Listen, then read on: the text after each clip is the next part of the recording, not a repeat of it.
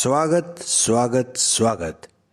मैं बाबा फिल्मी एक बार फिर से आपका स्वागत करता हूं मेरे पास सिनेमा है चैनल में। दोस्तों, हिंदी फिल्मों में नायक नायिकाओं की भूमिका जितनी ज़रूरी होती है उतनी ही ज़रूरी होती है सपोर्टिंग कास्ट।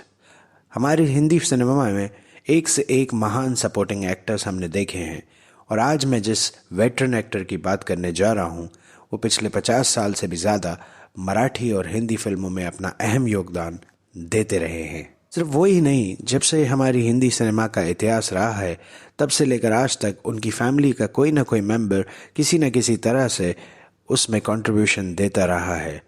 तो आइए आज हम बात करते हैं विक्रम गोखले जी के बारे में। विक्रम गोखले जी की बायोग्राफी सुनाने से पहले मुझे आप लोगों से एक शिकायत है। आप इस चैनल को अब तक सब्सक्राइब और शेयर नहीं कर रहे।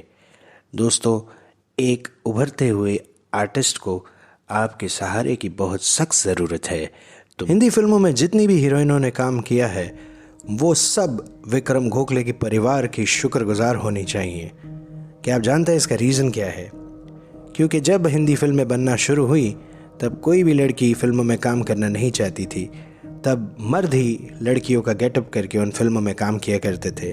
भारत में पहली बार एक फीमेल कलाकार जो हीरोइन बनकर पर्दे पे आई वो थी विक्रम गोखले साहब की great grand mother Shrimati Durgabai Kamat. और विक्रम गोखले जी की दादी यानी कि कमलाबाई गोखले वो पहली फीमेल चाइल्ड आर्टिस्ट थी हिंदी फिल्म इंडस्ट्री की। उनके पिताजी श्री चंद्रकांत गोखले वो थिएटर और फिल्मों के एक जाने माने रिस्पेक्टेड कलाकार थे जिन्होंने बहुत से लेजेंडरी स्टेज प्लेज में काम किया और उसके साथ साथ तकरीबन 70 मराठी और हिंदी फिल्मों में भी अपना योगदान देकर दर्शकों का मनोरंजन किया। विक्रम गोखले जी के जो चाचा हैं यानी कि लालजी गोखले वो भारत के मशहूर तबला प्लेयर रह चुके हैं जिन्होंने 10 साल प्रभात फिल्म्स में काम किया और ऑल इंडिया रेडियो के साथ भी जुड़े रहे और न जाने कितने लोगों को तबले का हुनर सिखाया। तो ये है पूरा परिवार जिन्होंने फिल्मों में, स्टेज पर, म्यूज़िक में अपना योगदान दिया है। 1963 में अपने कॉलेज के दौरान विक्रम गोखले जी ने शॉर्ट सर्विसेज कमीशन का एग्ज़ाम दिया और उसे पार भी कर लिया और वो चाहते थे कि वो इंडियन आर्म्ड फोर्सेस को ज्वाइन करें। बट उस वक्त उनके परिवार की हालत कुछ ठीक नहीं थी और बड़ा बेटा होने के नाते उन्हें एक नौकरी करनी पड़ी कॉरपोरेट सेक्टर में एज अ क्लर्क। इनकी नौकरी का भी बड़ा ही इंटरेस्टिंग किस्सा है। 135 रुपया पर महीना की नौकरी इन्हें मिल तो गई थी लेकिन सिर्फ 7 दिनों में इन्होंने उस नौकरी को बाय बाय कह दिया। और जिस दिन इन्होंने नौकरी छोड़ दी उसी दिन इनके घर इनके पिताजी के दोस्त मराठी रंगमंच के जाने माने नाम बाल कोलटकर जी आए हुए थे और उन्होंने विक्रम गोखले को देखा और उनके पिताजी से ये पूछा कि क्या ये ड्रामे में काम करेंगे। यानी कि किस्मत ने पूरा प्लान बना लिया था कि यहाँ इन्होंने नौकरी छोड़ी और यहाँ इन्हें स्टेज का ऑफ़र मिल गया। विक्रम गोखले जी ने अपना पहला सवाल बाल कोलटकर जी से पूछा कि उन्हें हर शो के कितने रुपए मिल जाया करेंगे, जिसके जवाब में उन्हें पता चला कि उन्हें 30 रुपये पर शो मिलेंगे और करीबन 25 शो उन्हें महीने में करने मिलेंगे। 5 साल एक ड्रामा कंपनी के साथ काम करने के बाद उन्होंने पैसे तो कमा लिए लेकिन उन्हें कोई सेटिस्फेक्शन नहीं था एज ए कलाकार, क्योंकि वो ज़्यादा कुछ सीख नहीं पा रहे थे और ज़्यादा कुछ कर भी नहीं पा रहे थे। तो 1968 में उन्होंने वो ड्रामा कंपनी क्विट कर दी और एक फ्रीलांसर के तौर पे अलग अलग प्लेस करने लगे।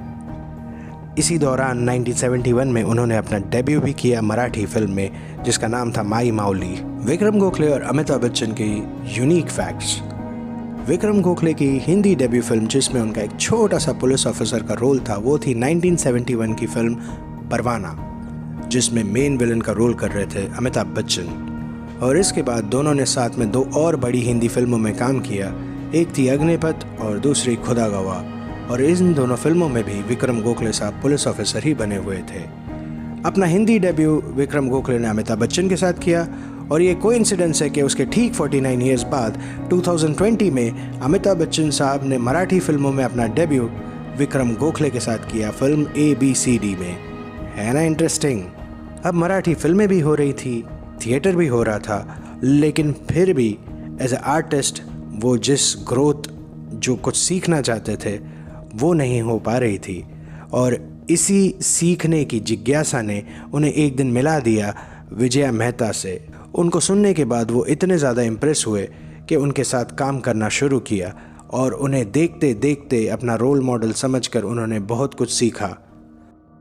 और इसी दौरान उन्हें एक बहुत बड़ी फिल्म मिली 1977 में, जिस फिल्म का नाम था यही है ज़िंदगी, जिसमें भारत के बेहतरीन एक्टर संजीव कुमार थे और विक्रम गोखले जी को निभानी थी श्री कृष्ण की भूमिका, जो उन्होंने बखूबी निभाई। फिल्म कामयाब रही और विक्रम गोखले जी को काफ़ी तारीफ भी मिली।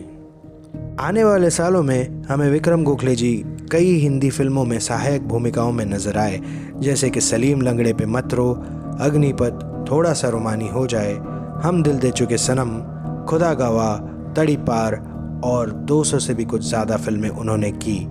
51 ईयर्स का लंबा उनका करियर रहा है और अभी तक नॉट आउट वो खेल रहे हैं। यूँ तो उन्होंने कई एक से एक बेहतरीन मराठी फिल्मों में काम किया है, लेकिन उनमें से उनके कुछ फाइनेस्ट परफॉर्मेंसेस रहे हैं नट सम्राट, आघात, भिंगी, अनुमति, निकांत मास्टर, वजीर, 702 दीक्षित, ए बी आणि सी डी। उनकी मराठी फिल्म अनुमति के लिए 2013 में उन्हें बेस्ट एक्टर का नेशनल फिल्म अवार्ड भी मिल चुका है। 2020 में तकरीबन 75 ईयर्स के हो चुके विक्रम गोखले जी ने डेब्यू किया OTT प्लेटफॉर्म पर अवरोध सीरीज से, और इसमें उन्होंने भूमिका निभाई थी नरेंद्र मोदी जी की। और उसी साल उन्होंने तेलुगु सिनेमा में भी अपना डेब्यू किया था। बहुत जल्द विक्रम गोखले जी आपको दिखाई देने वाले हैं एक और वेब सीरीज़ जो महान बाबा साहेब अम्बेडकर की ज़िंदगी पर बन रही है। अपने इतने लंबे करियर में उन्होंने कई उतार चढ़ाव देखे हैं। उनके पिताजी को उन्होंने बुलंदियों को छूते हुए देखा और कभी कभी ऐसा भी दौर देखा जब उनके घर खाने के लिए भी नहीं था। और इसके बारे में वो कहते हैं कि गरीबी ने उन्हें सिखाया है कि कैसे टफ बना जाए, और अगर आप अपने बुरे दिनों से नहीं सीखते तो आप कभी भी नहीं सीख सकते। अपनी इंडियन आर्म्ड फोर्सेस को ज्वाइन करने की इच्छा वो पूरी तो नहीं कर पाए, लेकिन एक चैरिटेबल फाउंडेशन चलाकर वो डिसेबल्ड सोल्जर्स की मदद आज भी ज़रूर करते हैं। सिर्फ सोल्जर्स ही नहीं, अपनी फिल्म फ्रेटर्निटी के लिए भी विक्रम गोखले जी कुछ न कुछ करते रहते हैं। अभी हाल ही में उन्होंने पुणे के करीब 2.5 करोड़ रुपए का एक प्लॉट डोनेट किया है मराठी फिल्म आर्टिस्ट के लिए, जहां पर सीनियर एक्टर्स जो इस इंडस्ट्री के रहे हैं, जो फाइनेंशियल क्राइसिस का सामना कर रहे हैं, उनके लिए एक ओल्ड एज होम बनाया जाएगा। सलाम है विक्रम गोखले जी के इस जज्बे को। 1963 से 2016 तक करीबन 53 इयर्स तक विक्रम गोखले जी स्टेज से जुड़े रहे और उन्होंने एक से एक बेहतरीन स्टेज शोज़ किए, लेकिन 2016 में उन्होंने स्टेज को अलविदा कह दिया अपनी बढ़ती उम्र और सेहत के चलते। तो इसी के साथ ये खास पेशकश विक्रम गोखले जी की ज़िंदगी पर अब समाप्त होती है, और मैं आपका दोस्त बाबा फिल्मी ये उम्मीद करता हूँ कि आपको ये मेरी कोशिश अच्छी लगी होगी, और अगर अच्छी लगी तो प्लीज़ सब्सक्राइब करो और चैनल को शेयर भी ज़रूर कीजिए, जिसका नाम है मेरे पास सिनेमा है।